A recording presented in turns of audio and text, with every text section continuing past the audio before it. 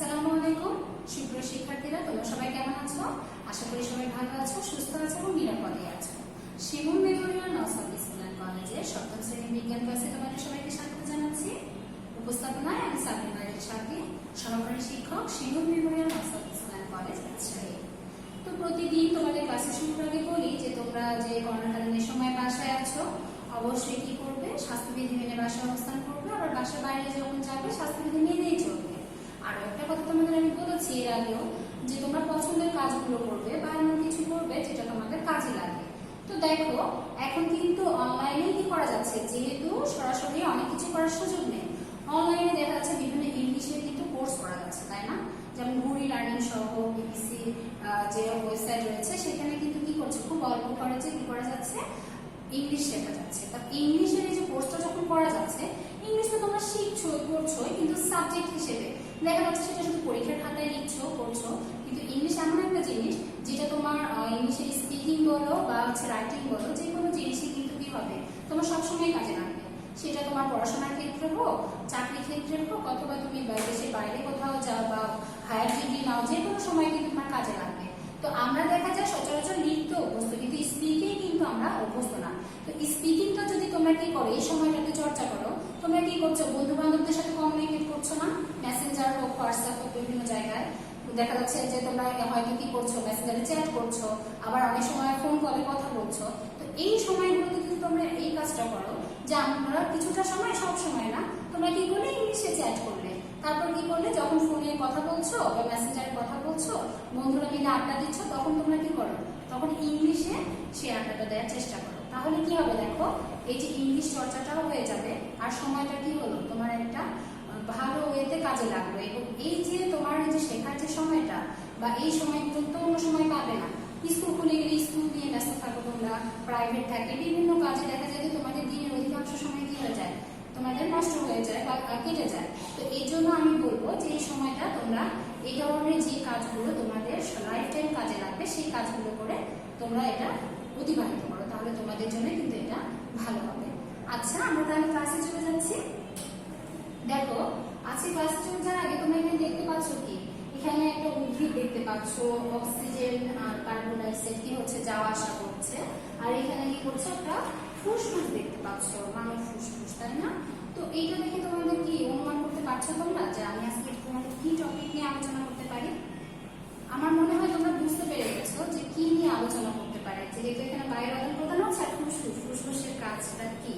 তাহলে দেখো তোমরা ঠিকই ধরেছো, আজকে আমরা কি নিয়ে আলোচনা করবো, শ্বসন নিয়ে আলোচনা করবো। আর শ্বসন যেহেতু উদ্ভিদ জীব, মানে যে কোনো ধরনের জীব, উদ্ভিদ প্রাণী সবার দিনেই ঘটে থাকে, তাই শুরুতেই কিন্তু আমরা কিন্তু একটা কি মানুষের ফুসফুস আর হচ্ছে তোমার উদ্ভিদ দুটাই দেখলাম, দেখে বুঝতে পারলাম যেহেতু গ্যাসীয় আদান প্রদান হচ্ছে, ফুসফুসটা কি করে আমাদের শ্বাস প্রশ্বাসে ভূমিকা রাখে। তার মানে আমরা আজকে যে শ্বসন নিয়ে আলোচনা করছি তোমরা ওটা দেখে বুঝে গেছো। তো এটা তোমাদের অধ্যায় চতুর্থ। তো তোমরা এর আগেও এই ক্লাসটা করেছো। তো যেহেতু আমাদের ক্লাস শুরু হয়ে গেছে আবার রিভিশন ক্লাস, আর তোমরা জানো যে তোমাদের কি হয়েছে, সিলেবাসটা অনেকটা কমে গেছে। তো আজকে থেকে আমাদের রিভিশন ক্লাস শুরু হচ্ছে। তো আমরা ক্লাসে চলে যাচ্ছি। শুরুতে দেখে নিয়ে আজকে ক্লাসে আমি তোমাদের সাথে কি কি নিয়ে আলোচনা করবো, তোমরা আজকে ক্লাস শেষে কি কি শিখতে পারবে। জীবের শ্বসন পদ্ধতি সম্পর্কে জানতে পারবে, প্রাণীর শ্বসন সম্পর্কে জানতে পারবে। তাহলে দেখো আলোচ্য বিষয়সূচিতে কি কি রয়েছে, শ্বসন, শ্বসন পদ্ধতি, প্রাণীর শ্বসন। এখন আমরা দেখে নিই শ্বসনটা কি। মূলত আমরা স্বাভাবিকভাবে যখন আমরা কি করছি, এই যে আমাদের নাক দিয়ে বায়ু গ্রহণ করছি, ছেড়ে দিচ্ছি, এটাকে শ্বসন বলছি। পারতপক্ষে আমাদের বাহ্যিকভাবে কিন্তু এটাই শ্বসন মনে হচ্ছে, কিন্তু শ্বসন জিনিসটা আসলে এত একটা সহজ ব্যাপার না, এটা একটা কিন্তু জটিল প্রক্রিয়া। এই প্রক্রিয়া কি হচ্ছে দেখো, আমার দেহের যে খাদ্যস্থ রাসায়নিক শক্তি রয়েছে সেটা কিন্তু কি হচ্ছে, সেটা গতিশক্তি এবং তাপ শক্তিতেও কিন্তু রূপান্তরিত হচ্ছে। আর এই যে খাদ্যবস্তু রয়েছে এটাও তো একটা জটিল জিনিস, এই জিনিসটা কি হচ্ছে আমার ভেঙে একটা সরল উপাদানে পরিণত হচ্ছে। এই অক্সিজেন শুধু যে নিচ্ছি, কার্বন ডাই অক্সাইড ছেড়ে দিচ্ছি, এর মধ্যে কিন্তু সীমাবদ্ধ থাকছে না, ভিতরে গিয়ে আমার কি হচ্ছে, আমার যে বিপাকীয় কাজ আছে, দহন আছে, রেচন আছে, সবগুলোতেই কিন্তু কি করছে, এই শ্বসনটা ভূমিকা রাখছে। তাহলে দেখো শ্বসনের যখন আমরা সংজ্ঞা বলছি তখন বুঝিয়ে যখন আমরা বলতে যাবো কিভাবে বলবো, যে জৈব রাসায়নিক প্রক্রিয়ায় জীবকোষের খাদ্যবস্তু অক্সিজেনের উপস্থিতি বা অনুপস্থিতিতে জারিত হয়ে সরল উপাদানে পরিণত হয় ও শক্তি উৎপন্ন করে তাকে বলছে শ্বসন বলছে। এখানে একটা কথা দেখবে যে অক্সিজেনের উপস্থিতি বা অনুপস্থিতি, তার মানে অক্সিজেনের উপস্থিতিতেও হতে পারে, অনুপস্থিতিতেও হতে পারে। তো অক্সিজেনের উপস্থিতিতে সাধারণত হয়ে থাকে, এটা সাধারণ একটা জিনিস। অনুপস্থিতিতে হয়ে থাকে, এটা দেখা যায় একটা রেয়ার কেস। তো সাধারণত নিম্ন শ্রেণীর যেগুলো জীব রয়েছে সেইগুলোতে দেখা যায় কি তোমার অক্সিজেনের অনুপস্থিতিতে শ্বসনটা হয়ে থাকে। যেমন দেখো উদ্ভিদের মধ্যে নিম্ন শ্রেণীর উদ্ভিদের মধ্যে রয়েছে ছত্রাক। ছত্রাকে তোমার অক্সিজেনের অনুপস্থিতিতে শ্বসন হয়। আর তোমার হচ্ছে যে ফিতাকৃমি বা এই ধরনের যেগুলো নিম্ন শ্রেণীর প্রাণী রয়েছে সেগুলোতে কি হয়, সেগুলোতেও কিন্তু অক্সিজেনের অনুপস্থিতিতে কি হয়, শ্বসনটা হয়। আমরা আরেকটা কথা এখানে বলেছি যে সরল উপাদানে পরিণত হবে। তোমরা ভালো করে খেয়াল করে দেখো এখানে কি রয়েছে, এখানে যে খাদ্যবস্তু যেটা শর্করা জাতীয় খাদ্য, এখানে দেখতে পাচ্ছ যে এখানে কি রয়েছে, গ্লুকোজ রয়েছে, তাই না? তো গ্লুকোজ এখানে কি রয়েছে দেখো C6H12O6। তাহলে গ্লুকোজ একটা দেখো জটিল। তাহলে আমরা কি দেখলাম, এই যে C6H12O6 এই যে একটা গ্লুকোজ রয়েছে সেটার সাথে কি হলো, সেটার সাথে যে অক্সিজেন, এটা কি হলো, অক্সিজেনটা যুক্ত হলো। যুক্ত হয়ে কি হচ্ছে দেখো, এই যে কার্বন ডাই অক্সাইড আর কি হচ্ছে 6 অণু পানি উৎপন্ন হচ্ছে, আর কি হচ্ছে শক্তি উৎপন্ন হচ্ছে, তাই না? তাহলে দেখো এই যে গ্লুকোজটা রয়েছে এটা তো একটা জটিল খাদ্যবস্তু, এটা কি সরল উপাদানে পরিণত হয় না? এই যে জটিল জিনিসটা ভেঙে ভেঙে কিন্তু কি হলো, কার্বন ডাই অক্সাইড পানিতে রূপান্তরিত হলো। তাহলে এই প্রক্রিয়ায় দেখো জটিল খাদ্যবস্তু বা জটিল যে যৌগ রয়েছে সেটা ভেঙে কিন্তু কি হচ্ছে, জারিত হয়ে কি হচ্ছে, তোমার সরল উপাদানে পরিণত হচ্ছে। তো দেখো এখানে একটা জিনিস খেয়াল করে যে আমরা বলেছি শ্বসনটা কি হয়, উদ্ভিদ প্রাণী সবার দেহে কিন্তু হয়ে থাকছে। কিন্তু এই যে গ্লুকোজটা যখন উৎপন্ন হলো, গ্লুকোজটা তার শ্বসন প্রক্রিয়া উৎপন্ন হয় না, এটা হচ্ছে সালোক সংশ্লেষণ যে প্রক্রিয়া রয়েছে সেই প্রক্রিয়া উৎপন্ন হয়েছে। সালোক সংশ্লেষণ প্রক্রিয়া যখন এই যে গ্লুকোজ উৎপন্ন হলো বা এই খাদ্য শর্করা জাতীয় খাদ্য উৎপন্ন হলো, তো সেটা কিন্তু শুধুমাত্র কি হচ্ছে, উদ্ভিদ দেহে ঘটছে, আমার প্রাণী দেহে ঘটছে না। তার মানে এই যে শ্বসন আর সালোক সংশ্লেষণ যেটা বলছি এই দুটোর মধ্যে কিন্তু ডিফারেন্স রয়েছে। তো এইটা আমি তোমাদের একটু ভালো করে দেখিয়ে দিই। দেখো সালোক সংশ্লেষণ যেটা সেটা কিন্তু শুধুমাত্র উদ্ভিদ দেহে ঘটবে, সবুজ উদ্ভিদে ঘটবে, আর কি হবে, আর তোমার একটু দিনের বেলা ঘটবে। আর যেটা আমরা বলছি শ্বসন, সেটা কিন্তু তোমার দিন রাত সবসময় ঘটবে এবং উদ্ভিদ প্রাণী উভয়ের দেহে কি হবে, ঘটবে। তো এখানে তোমরা ভালো করে এই জিনিসটা খেয়াল করো, এখানে কি দেখতে পাচ্ছ, এখানে একটা কেমিক্যাল রিঅ্যাকশন দেখতে পাচ্ছ কি, এই জায়গাটায় শ্বসনের ফলে কি হবে, খাদ্যবস্তু ভেঙে তোমার হচ্ছে কি হচ্ছে, সরল উপাদানে পরিণত হচ্ছে। তো শ্বসনের এখানে দেখো এখানে গ্লুকোজ ছিল, 6 অণু পানি ছিল, অক্সিজেন ছিল, সেখান থেকে 6 অণু কার্বন ডাই অক্সাইড, 6 অণু পানি উৎপন্ন হয়েছে, এনার্জি উৎপন্ন হয়েছে। আর উল্টা প্রক্রিয়াটা কিন্তু কোথায় হয়েছে, উল্টা রিঅ্যাকশনটা, বিপরীত রিঅ্যাকশনটা আমার ফটোসিনথেসিস যেটা সেখানে হয়েছে। তো ওখানে খেয়াল করে দেখো এখানে কি ছিল, এখানে আমার হচ্ছে ছিল কার্বন ডাই অক্সাইড, এখানে আসলো, এখানে পানি ছিল, এখানে আসলো, এই দুটো একত্রিত হয়ে কি হলো, এই যে সূর্যের তাপ এটার উপস্থিতিতে এই যে দেখো এই গ্লুকোজটা ছিল এদিকে চলে আসলো, অক্সিজেনটা এদিকে চলে আসলো। তার মানে আমরা দেখতে পাচ্ছি যে শ্বসন আর হচ্ছে সালোক সংশ্লেষণ দুটো কিন্তু আমার কি বিপরীত প্রক্রিয়া। একটার মাধ্যমে শক্তি উৎপন্ন হচ্ছে বা মুক্ত হয়ে যাচ্ছে, আরেকটার মাধ্যমে শক্তি কি হচ্ছে, তোমার শক্তি কিন্তু খাদ্যের মধ্যে সঞ্চিত থাকছে। তাই তোমরা শ্বসন আর সালোক সংশ্লেষণের যে পার্থক্য এইটা যদি ক্লিয়ার ভাবে বুঝতে পারো তাহলে কিন্তু কখনোই গুলিয়ে ফেলবে না, আর যখন বর্ণমান দিকে সংজ্ঞা দিবে তখন জিনিসটা খুব ক্লিয়ারলি দিতে পারবে। তাহলে দেখো দুইটা এখানে ইম্পর্টেন্ট কথা, একটা হচ্ছে যে শ্বসনে কি হচ্ছে, শক্তি তোমার মুক্ত হচ্ছে, আর তোমার যেটা ফটোসিনথেসিস সেখানে কি হচ্ছে, শক্তিটা সঞ্চিত অবস্থায় থাকছে। আর শ্বসনটা কি হচ্ছে, তোমার উদ্ভিদ প্রাণী উভয়ের দেহে ঘটে, কিন্তু সালোক সংশ্লেষণ যেটা সেটা শুধুমাত্র কি উদ্ভিদের দেহে ক্লোরোপ্লাস্টের উপস্থিতিতে কিন্তু ঘটে থাকে। তাহলে এগুলো হচ্ছে ইম্পর্টেন্ট কিছু পার্থক্য। তো আশা করি তোমরা শ্বসন এবং সালোক সংশ্লেষণের মধ্যে যে ডিফারেন্স সেটা খুব ভালোভাবে বুঝতে পেরেছো। যখন কোনো সংজ্ঞা নিতে চেষ্টা করবে এই যে কেমিক্যাল যে রিঅ্যাকশনটা আছে এটা দেওয়ার চেষ্টা করবে। এটা শুধু এখন থেকে যদি প্র্যাকটিস করো তোমাদের দেখা যাচ্ছে পরবর্তী ক্লাসে এটা দিতেই হবে, এখানে কোনো অপশন নেই আলাদা। তো এই ধরনের প্রশ্ন দেখা যাচ্ছে যে তোমাদের যদি 2 মার্কসের জন্য থাকে তাহলে তোমরা কি করবে, অবশ্যই কেমিক্যাল রিঅ্যাকশনটা দিবে। এরপর দেখো উদ্ভিদ দেহে শ্বসন। তো আমরা যে জীব দেহে শ্বসন সম্পর্কে যে আমরা আলোচনা করবো, তো উদ্ভিদ আর প্রাণী এই দুইটার দেহে কিন্তু শ্বসন অঙ্গগুলোও আলাদা আর দুই ভাবে হয়ে থাকে। তবে শর্ট কথার এক কথা, শ্বসন অবশ্যই কিছু হবে, সজীব কোষে হবে, কোনো মৃত কোষে কিন্তু শ্বসন হবে না। তার মানে আমার জীবিত কোষ হলেই কিন্তু কি হবে, শ্বসন প্রক্রিয়াটা সম্পূর্ণ হবে। তাহলে দেখো উদ্ভিদ দেহে শ্বসন অঙ্গ, প্রাণী দেহে শ্বসন অঙ্গ আমি বললাম আলাদা আলাদা, তাহলে উদ্ভিদের কি কি শ্বসন অঙ্গ রয়েছে সেটা আমরা একটু দেখে নিই। তো দেখো পাতার পত্ররন্ধ্র, কাণ্ডের লেন্টিসেল আর অন্তঃকোষী স্থান। তাহলে এই যে আমি বললাম পাতার পত্ররন্ধ্র, এখানে তোমরা ছবি দেখতে পাচ্ছ। আমি আগে জিনিসটা ব্যাখ্যা করে নিই, ছবি সহ পরে ব্যাখ্যা করছি। পাতার যে আমরা পত্ররন্ধ্র বলছি বা পত্ররন্ধ্র বা স্ট্রমেটা বলছি, এটা আসলে কি? এই যে আমরা যখন পাতাটা আমরা নর্মালি খালি চোখে যখন দেখছি তখন কিন্তু আমরা দেখতে পাই না, কিন্তু আমরা যদি অণুবীক্ষণ যন্ত্রের সাহায্যে দেখি তখন আমরা কি দেখতে পারবো? এই যে পাতা রয়েছে, পাতার কিন্তু অসংখ্য কি রয়েছে, ক্ষুদ্র ক্ষুদ্র, এই যে পাতার উপরের স্তরের নিচে ক্ষুদ্র ক্ষুদ্র ছিদ্র রয়েছে। এই যে ক্ষুদ্র ক্ষুদ্র ছিদ্রগুলো রয়েছে, এটাকে কিন্তু আমরা কি বলছি? পত্ররন্ধ্র। রন্ধ্র মানে ছিদ্র, তো এই পত্ররন্ধ্র বা স্ট্রমেটা। তো দেখো আবার যখন আমার কাণ্ড রয়েছে, আমার যে কাণ্ডগুলো রয়েছে, কাণ্ডেও কিন্তু এরকম কি থাকে, তোমার ক্ষুদ্র ক্ষুদ্র ছিদ্র থাকে। তো বা এই অংশটাকে তখন কি বলছে? কাণ্ডে, সেটাকে বলছে লেন্টিসেল। যে অন্তঃকোষী স্থান ভাগ বলতে একটা কোষের সাথে আরেকটা কোষে এরকম লাগানো অবস্থা থাকে, যখন একটা কোষ থেকে একটা কোষের মাঝে যে দূরত্ব বা অংশটুকু, সেটাকেই বলছে কি? অন্তঃকোষ স্থান। তো তোমরা দেখো আমি পত্ররন্ধ্রের কথা বললাম, চিত্র ভালো করে খেয়াল করো। এটা হচ্ছে কি? এটা একটা পাতা।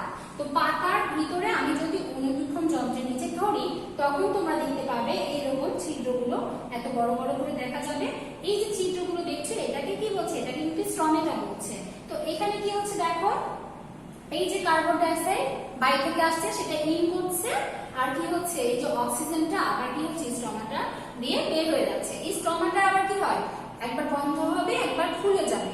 স্ট্রমাটা যখন এই যে বন্ধ হবে, খুলে যাবে, এর মাধ্যমে কি হবে? বায়ুটার আদান প্রদান হবে। তোমরা দেখো এখানে কি হয়েছে? স্ট্রমাটা এখানে ক্লোজড হয়ে গেছে, মানে স্ট্রমাটার যে ভাগটা রয়েছে সেটা কিন্তু বন্ধ হয়ে গেছে। যখন বন্ধ হয়ে গেছে তখন কিন্তু এখানে কি হয়েছে? অক্সিজেনটা নির্গত হয়ে গেছে। আবার যখন ওপেন স্ট্রমেটা, মানে যখন স্ট্রমাটার ওই অংশটুকু খোলা থাকবে, যে ভিতরের অংশটুকু, এই অংশটুকু, তখন কিন্তু কি হবে? বাইরে থেকে এই যে কার্বন ডাই অক্সাইড যেটা আছে সেটা কিন্তু এসে কি করবে? এই পাতার মধ্যে প্রবেশ করবে। এভাবে কিন্তু কি হবে? এই যে উদ্ভিদ যে খাদ্য তৈরি করছে, ফটোসিনথেসিস প্রক্রিয়া, সেটা কিন্তু সম্পূর্ণ হবে, কারণ সেখানে তো কার্বন ডাই অক্সাইড লাগবে।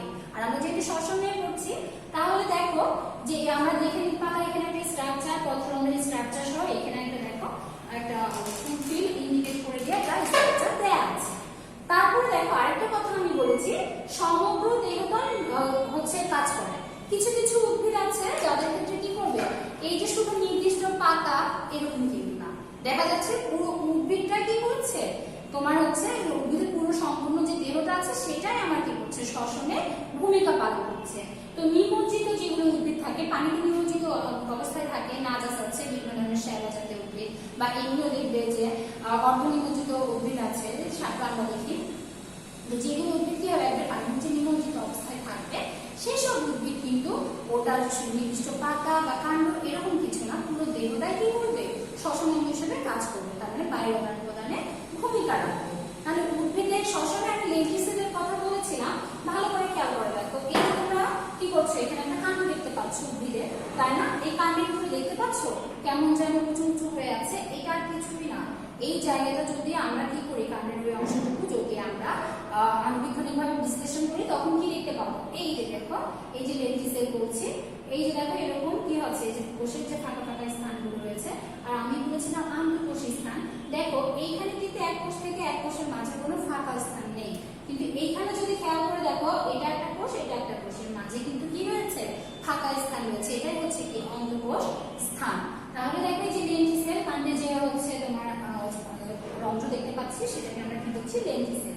আর আমি বলেছিলাম নিমজ্জিত উদ্ভিদ, যেটা পানির নিচে থাকবে, সেই উদ্ভিদটা দেখো, এটা পানির নিচে নিমজ্জিত একটা উদ্ভিদ। এটা কিন্তু যে সম্পূর্ণ দেহ কি করছে? আমার শ্বসন অঙ্গ হিসেবে কাজ করছে। তাহলে উদ্ভিদ দেহের শ্বসন আমরা দেখে নিলাম। এখন দেখো প্রাণী দেহের শ্বসন। তো প্রাণী দেহের শ্বসনে দেখো এখানেও কিছু শ্বসন অঙ্গ কাজ করবে। এর মধ্যে কি রয়েছে দেখো? নিম্ন শ্রেণীর যেসব প্রাণী রয়েছে সেখানে কি করবে? ত্বক এবং ট্রাকিয়া কাজ করবে। তো ট্রাকিয়া, ত্বক তো বুঝতে পারছো, আমাদের যেরকম বাইরের আবরণ রয়েছে এটা ত্বক। তো ত্বক তো কাজ করছে। এছাড়া দেখো আমি একটা কথা বলেছি, সেটা কি বলেছি? সেটার কথা বলেছি ট্রাকিয়া। তাহলে ট্রাকিয়া জিনিসটা কি? দেখো ট্রাকিয়া কিন্তু ওটা কোথায় থাকে? তেলাপোকা তো তোমরা সবাই চেনো। তো তেলাপোকার ভিতরে যদি আমরা একটু বিশ্লেষণ করি, এটাও কিন্তু কি করা হবে? এটাও হচ্ছে আমরা খালি চোখে দেখতে পাবো না। তেলাপোকাকে যখন কি করা হবে? দ্বিখণ্ডিত করা হবে। ভিতরে যদি আমরা খেয়াল করে দেখি, তো দেখো এই যে এরকম একটা অংশ দেখা যাবে, এটাকেই কিন্তু কি বলছে? এটাকেই কি বলছে? হচ্ছে ট্রাকিয়া বলছে। তো এই ট্রাকিয়াটা কি করছে, আমার যে তেলাপোকা রয়েছে নিম্ন শ্রেণীর, যেহেতু আমি বললাম, তো নিম্ন শ্রেণীর প্রাণী ক্ষেত্রে এটা কিন্তু কি করবে, এই ট্রাকিয়াটাই শ্বসন অঙ্গ হিসেবে কাজ করবে। এরপর এখন মাছ ব্যাঙাচির ক্ষেত্রে কি করবে, ফুলকাটা মাছ আর ব্যাঙাচির ক্ষেত্রে। তো ব্যাঙাচি বলেছি, ব্যাঙ বলিনি, কারণ হচ্ছে ব্যাঙাচিটা কি, ব্যাঙ যখন তোমার একবারে ছোট অবস্থায় থাকে সেটাকে আমরা ব্যাঙাচি বলি, কিন্তু ব্যাঙটা যখন কি হবে পূর্ণবয়স্ক হয়ে যাবে তখন কিন্তু ব্যাঙাচি অবস্থা থেকে তোমার লিভ করবে, তখন কিন্তু আর এই যে ফুলকাটা কাজ করবে না। এই জন্য আমরা এখানে ব্যাঙাচিটা কিন্তু উল্লেখ করেছি। তোমরা এখানে ভালো করে এই মাছটা খেয়াল করো, এখানে একটা মাছের ছবি দেওয়া আছে তাই না। তো ফুলকাটা কি, ফুলকাটা তোমরা কিন্তু চেনো। এই যে মাছের আমরা এখানে যেটা প্রচলিত বাংলায় বলি যে কানের নিচে দেখবে লাল লাল অংশ থাকে, তো এটা হচ্ছে দেখো এখানে সেকশন করে দেওয়া আছে, এই যে দেখতে পাচ্ছ এটা হচ্ছে কি, এটাই হচ্ছে ফুলকা। তাহলে এই ফুলকার মাধ্যমে কি হচ্ছে, এই যে অক্সিজেন প্রবেশ করছে, কার্বন ডাই অক্সাইডটা বের হয়ে যাচ্ছে। তাহলে মাছের ক্ষেত্রে আমরা কি দেখলাম, ফুলকা কি করছে, এই মাছের ক্ষেত্রে তোমার ফুলকা হচ্ছে শ্বসন অঙ্গ হিসেবে কাজ করছে। এরপর দেখো স্থলজ মেরুদণ্ডী প্রাণী যেগুলো রয়েছে, যেমন মানুষ সহ অন্যান্য যেগুলো প্রাণী রয়েছে, তো এদের কি হবে, এদের ক্ষেত্রে কিন্তু ফুসফুস হচ্ছে শ্বসন অঙ্গ হিসেবে কাজ করবে। তাহলে আমরা দেখলাম যে সজীব কোষে কি হচ্ছে, শ্বসন হচ্ছে, কিন্তু আমার উদ্ভিদ এবং প্রাণী দুটার ক্ষেত্রে আলাদা আলাদা কিছু শ্বসন অঙ্গ রয়েছে। এইগুলো কি করছে, এগুলো হচ্ছে বিভিন্নভাবে এই শ্বসন প্রক্রিয়াটাকে কাজে লাগাচ্ছে। তাহলে শ্বসন প্রক্রিয়া যখন হচ্ছে তখন কিন্তু দেখো শক্তি উৎপন্নের কথা বলেছিলাম, তার মানে কিন্তু শ্বসন প্রক্রিয়া শক্তি উৎপন্ন হচ্ছে কি মুখ্য উদ্দেশ্য। কারণ আমার এই যে শ্বসন প্রক্রিয়াটা যখন হবে এর মাধ্যমে আমার বিপাকীয় কাজ, রেচন প্রক্রিয়া যেটা, এবং অন্যান্য যে হচ্ছে দহন প্রক্রিয়া শরীরের ভিতরে হবে, সবকিছুই কিন্তু আমার এই শ্বসনের মাধ্যমে কি হবে, কন্ট্রোল হবে। এই জন্যই কিন্তু আমরা যখন বলছি যে শক্তি উৎপন্ন হচ্ছে কি শ্বসনের মুখ্য উদ্দেশ্য। তাহলে আমরা শ্বসন অঙ্গগুলো দেখে নিলাম প্রাণী দেহে এবং জীব দেহে। এখন দেখো আমরা মানব দেহে আমাদের যে শ্বসন অঙ্গ রয়েছে বা শ্বসন তন্ত্র রয়েছে সেটা নিয়ে আলোচনা করব। তাহলে দেখো মানব শ্বসন তন্ত্র কাকে বলছে, যে অঙ্গগুলো শ্বসন কার্য চালানোর কাজে অংশ নেয় সেগুলোকে আমরা কি বলবো, সেগুলোকে একত্রে আমরা কি বলবো, আমরা বলবো কি শ্বসন তন্ত্র। তার মানে কি আমার এই শ্বসন তন্ত্রে কিন্তু কোনো সিঙ্গেল কি করছে না, সিঙ্গেল অঙ্গ কাজ করছে না, অনেকগুলো অঙ্গ একত্রে কাজ করছে, এবং এই অঙ্গগুলো যেহেতু একত্রে কাজ করছে, এই সবগুলো একত্রে এই অঙ্গগুলোকে আমরা কি বলছি, আমরা বলছি শ্বসন তন্ত্র। তো দেখো এখানে মানব শ্বসন তন্ত্রের একটা ছবি দেওয়া আছে। তো মানব শ্বসন তন্ত্র যেটা রয়েছে সেখানে কি কি অঙ্গ রয়েছে ভালো করে খেয়াল করে দেখো। প্রথমে কি রয়েছে, নাসারন্ধ্র বা নাসাপথ, এরপর রয়েছে নাসাবলবী, ষড়যন্ত্র, শ্বাসনালী বা ট্রাকিয়া, ক্লোম শাখা বা ব্রঙ্কাস, ফুসফুস, মধ্যচ্ছদা। তোমরা এখানে ভালো করে খেয়াল করে দেখো, এই যে এখানে যে চিত্রটা দেওয়া রয়েছে এখানে দেখতে পাচ্ছ এই যে নোজাল ক্যাভিটি আছে, এখান থেকে তোমার এই নাসারন্ধ্র থেকে শুরু করে তোমার হচ্ছে বলবী, তারপরে শ্বাসনালী, এরপরে দেখো ব্রঙ্কাস, এই যে ফুসফুস, এটা হচ্ছে মধ্যচ্ছদা, আর এখানে কিছু বায়ুথলি রয়েছে। তো এইগুলো মিলেই আমার কি হচ্ছে, এগুলো মিলেই আমার একটা মানব শ্বসন তন্ত্র গঠিত হচ্ছে। তাহলে মানব শ্বসন তন্ত্রে কিন্তু আমরা কয়টা অঙ্গ দেখলাম, আমরা দেখলাম মানব শ্বসন তন্ত্রের 7টা অঙ্গ রয়েছে। এখন এগুলো আমরা একটু ডিটেলসে দেখে নেব। প্রথমে দেখো কি রয়েছে, নাসারন্ধ্র বা নাসাপথ। তো নাসারন্ধ্রটা দেখো, নাসারন্ধ্র বলতেই কিন্তু তোমরা বুঝতে পারছো আসলে কোনটা আমি বলছি। এই যে দেখো আমাদের নাকের সামনে দুটো ছিদ্র রয়েছে, এটাকে আমরা কি বলছি, এটাকে আমরা কি বলছি, নাসারন্ধ্র বলেছি। এই নাসারন্ধ্রের পরে যে অংশটা রয়েছে সেটাই কিন্তু নাসাপথ। তো দেখো নাসিকা হচ্ছে কি, নাসিকা বা নাক, সেটা হচ্ছে মুখ গহ্বরের উপরে অবস্থিত ত্রিকোণাকার যে গহ্বরটা থাকবে সেটাকে আমরা কি বলছি, সেটাকে আমরা বলছি নাসিকা মানে নাক। তো দেখো এই যে নাসারন্ধ্র রয়েছে এটা কিন্তু দুভাগে বিভক্ত। তোমরা যদি নিজেদের নাকটা একটু ভালো করে খেয়াল করে দেখো, এই যে দেখছো যে দুদিকে দুটো ছিদ্র রয়েছে, মাঝখানে কিন্তু একটা পর্দা রয়েছে। এটা আমাদের কি করেছে, এটা ডিভাইডেড করে দিয়েছে, দুভাগে বিভক্ত করে দিয়েছে। তো নাকের যে দুটো ছিদ্র রয়েছে আর মাঝখানে কি রয়েছে, একটা পর্দা রয়েছে। আর একটু নাকের ছিদ্রের যে বাইরের অংশ রয়েছে একটু ভিতরে যদি যাওয়া হয় দেখা যাবে কি পর্দা ছাড়াও কিছু ক্ষুদ্র ক্ষুদ্র লোম রয়েছে। এই ক্ষুদ্র ক্ষুদ্র লোম বা হচ্ছে পাতলা দেখা যাবে যে জলীয় একটু অংশ থাকে, এগুলো কি করে, আমরা দেখো যখন বায়ু গ্রহণ করি বায়ুর সাথে কি শুধুমাত্র ওই যে আমরা অক্সিজেনটা নিব সেটাই আসে, সেটাই আসে না, বায়ুর সাথে কিন্তু অন্যান্য ধুলোবালি জীবাণু সহ কিন্তু চলে আসে, কিন্তু সেটা কি হয়, সেটা আমাদের ফুসফুসে গিয়ে ছেকে আমরা পিওর যে হচ্ছে তোমার অক্সিজেন থাকে সেটা আবার গ্রহণ করি। তো আমাদের যে তোমার যে নাকের ভিতরে যে ছোট ছোট লোম রয়েছে যে ধুলাবালি তারপর যে জীবাণু থাকে মোটামুটি এই যে লোম এবং ঝিল্লি এটা কি করে মোটামুটি সেটা যতটা সম্ভব আটকে দেওয়ার চেষ্টা করে। আমরা এখন মাস্ক ইউজ করছি না করোনার জন্য, তাহলে কেন ইউজ করছি? এই যে ইউজ করছি, এই যে করোনা ভাইরাসের কথা বলছি, এটা তো একটা জীবাণু। এটা আমরা ইউজ করছি যে মাস্কটা যখন আমরা ইউজ করব আমাদের যাতে বায়ুটা যখন গ্রহণ করছি নাক দিয়ে সরাসরি কি না হয়, সরাসরি এই জীবাণুটা প্রবেশ না করে। তো এই যে পুরোপুরিতে প্রোটেকশন হবে না, কিন্তু এই যে ঝিল্লি বা লোম রয়েছে এটা মোটামুটি যতটা সম্ভব ধুলাবালি ও জীবাণু কি করে আমাদের শ্বাসনালীতে যাওয়ার আগে আটকানোর চেষ্টা করে।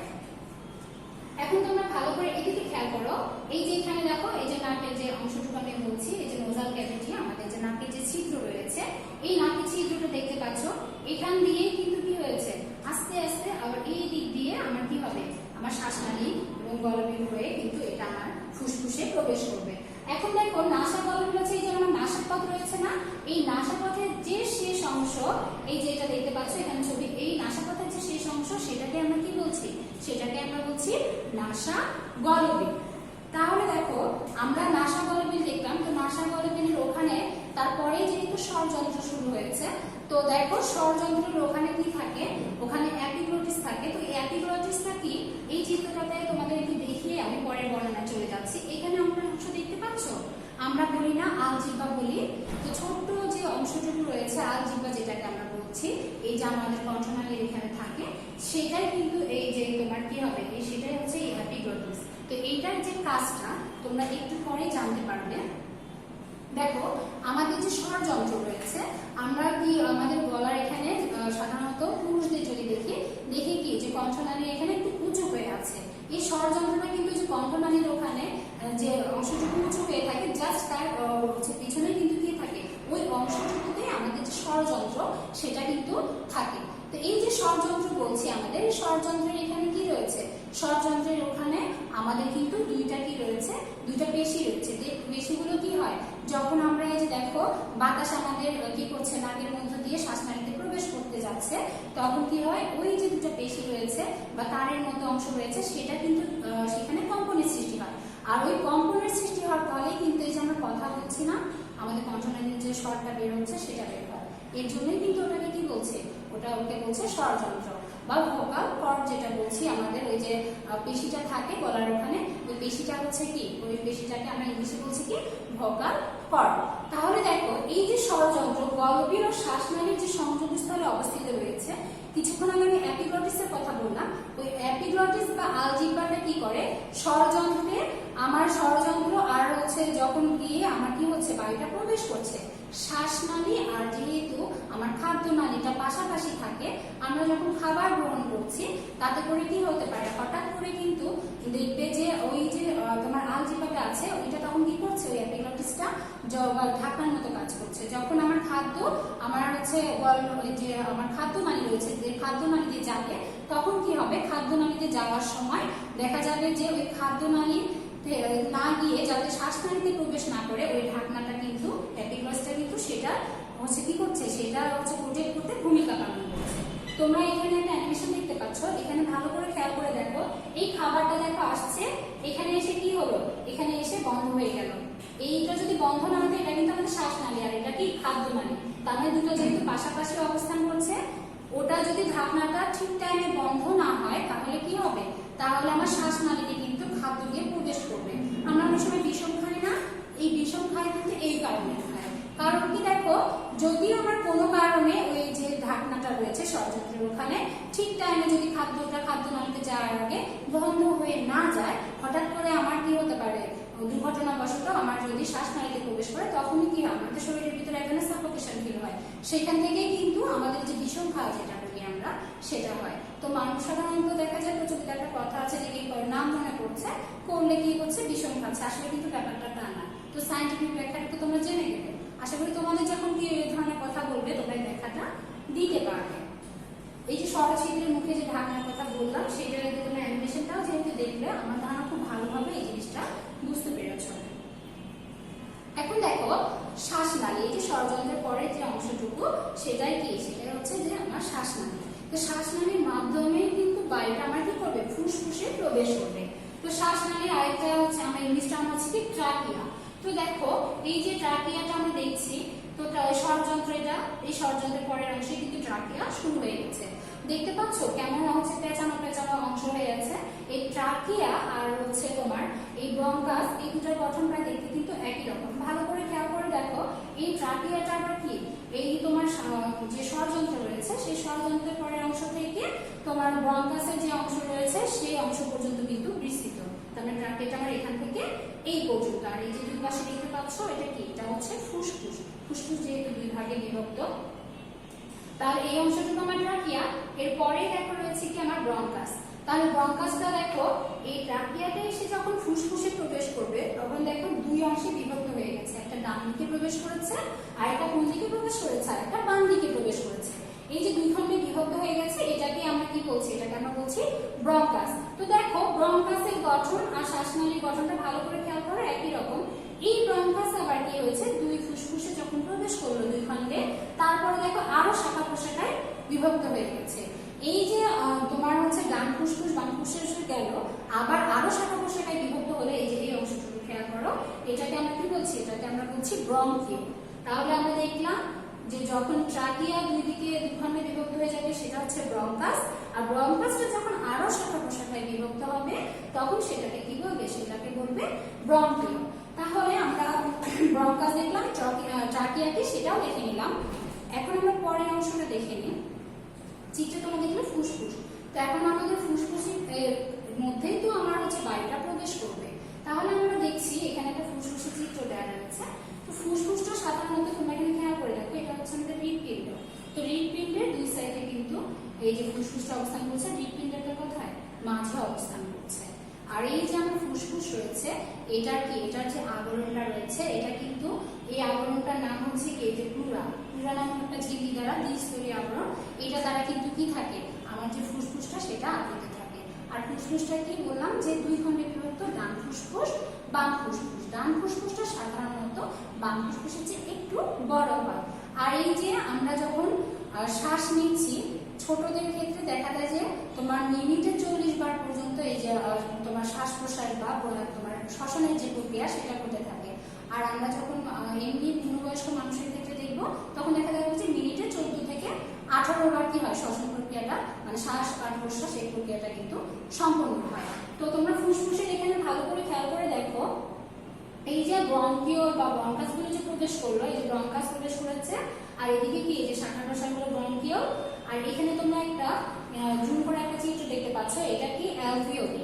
এই অ্যালভিওলিতে কি করবে, তোমার এই যে ব্রঙ্কিওল রয়েছে না, এই ব্রঙ্কিওলের এই অংশগুলোতে তোমার ক্ষুদ্র ক্ষুদ্র কি থাকবে, ছোট ছোট বায়ুথলি থাকবে। সেটাকে আমরা কি বলছি, সেটাকে আমরা বলছি অ্যালভিওলি। এটার মধ্যে কি, এটা এই যে বায়ুটা যাচ্ছে ফুসফুসে, এটা কি করছে, বায়ুটা ধরে রাখছে। যখন এই যে অক্সিজেন সমৃদ্ধ বায়ু এসে আবার তোমার কার্বন ডাইঅক্সাইড সমৃদ্ধ বায়ুটা বের হয়ে যাচ্ছে, এই সময় কি করছে, এই বায়ুথলিটা আমাদের যে অক্সিজেন সমৃদ্ধ বায়ু সেটা কিন্তু এই বায়ুথলিটা কি করছে, ধরে রাখছে। কোনো কারণে যদি বায়ুথলিটা ক্ষতিগ্রস্ত হয়, কোনো জীবাণু প্রবেশ করে যায় বা কোনো কারণে দেখা গেল ক্ষতের সৃষ্টি হলো, তখন কিন্তু এই বায়ুথলিটা বায়ু কি করতে পারে না, ঠিক মতো ধরে রাখতে পারবে না। আর যখন বায়ুথলি বায়ু ধরে রাখতে পারবে না, তখনই কিন্তু দেখা যায় আমাদের হচ্ছে শ্বাসনালী বা তোমার শ্বসনতন্ত্রের যে রোগগুলো হয় সেগুলো কিন্তু হয়ে থাকে। তাহলে দেখো এই যে বায়ুথলি রয়েছে আর এই যে আবরণটার কথা বললাম, এই আবরণটাকে বলছে প্লুরা। আর এখানে ছবি দেখতে পাচ্ছ, নিচের যে অংশটুকু এটাকে আমরা বলছি ডায়াফ্রাম বা মধ্যচ্ছদা। এই যে নিচে যে অংশটুকু রয়েছে, একটা ছাতার মতো অংশ রয়েছে, এটাকে কি বলছে, এটাকে বলছে মধ্যচ্ছদা। তাহলে দেখো ফুসফুসে যখন গঠন আসবে, যদি উদ্দীপকে দেখা যায় যে চিত্র না থাকে, অন্যভাবে উদ্দীপকটা থাকে, অবশ্যই কি করতে হবে, আমাকে চিত্রটা আঁকিয়ে বর্ণনা করতে হবে। তো সায়েন্সের ক্ষেত্রে তোমরা চেষ্টা করবে যেখানে চিত্রটা দেওয়া যায় অবশ্যই চিত্র সহকারে বর্ণনা করবে। এখন দেখো মধ্যচ্ছদাটা তোমরা দেখলে, এই মধ্যচ্ছদাটা কি করছে, আমার বায়ুথলিতে ফুসফুসে বায়ুটা প্রবেশ করে গেল, তখন এই যে মধ্যচ্ছদাটা রয়েছে এখানে ভালো করে খেয়াল করো, এই যে মধ্যচ্ছদার এই যে নিচের যে অংশটুকু, এই মধ্যচ্ছদাটা কি করছে, আমাদের বক্ষ গহ্বর আর উদর গহ্বর। উদর মানে এখানে পেট, আর বক্ষ মানে আমাদের যে বুকের অংশটুকু। এই যে বক্ষ যে গহ্বর রয়েছে আর হচ্ছে যে উদরের যে গহ্বর রয়েছে, এই দুইটার মধ্যে কি করছে, এই মধ্যচ্ছদাটা পৃথক করে রেখেছে, এই দুটা থেকে আলাদা করে রেখেছে। আবার দেখো কোনো কারণে যাতে বক্ষ গহ্বরের যেহেতু এখানে আমাদের কি থাকে, অনেক হাড় থাকে, এটার সাথে কি করে এই বক্ষগহ্বরের অংশটুকু কিন্তু ফুসফুস যেহেতু অনেক সফট একটা জিনিস, এটাতে যাতে আঘাত না লাগে সেটার জন্য কিন্তু কি করে, প্রোটেক্ট করে। তাহলে দেখো এটার সংকোচন আর প্রসারণ যখন হবে তখনই কিন্তু কি হবে, আমার এই যে প্রশ্বাস আর নিঃশ্বাস, আমরা যে অক্সিজেন সমৃদ্ধ বায়ুটা গ্রহণ করছি সেটাকে কি বলছি, সেটাকে বলছি প্রশ্বাস, আর যে কার্বন ডাই অক্সাইড সমৃদ্ধ বায়ুটা ছেড়ে দিচ্ছি সেটাকে আমরা কি বলছি, নিঃশ্বাস। তাহলে দেখো মধ্যচ্ছদা যখন সংকোচন হচ্ছে তখন আমার যে বক্ষগহ্বর রয়েছে সেটা কিন্তু কি হবে, প্রসারিত হয়ে যাবে, এটা সংকোচন আর এটা প্রসারণ হবে। আবার আমার যখন মধ্যচ্ছদাটা প্রসারিত হবে বক্ষগহ্বরটা কি হবে, সংকুচিত হয়ে যাবে।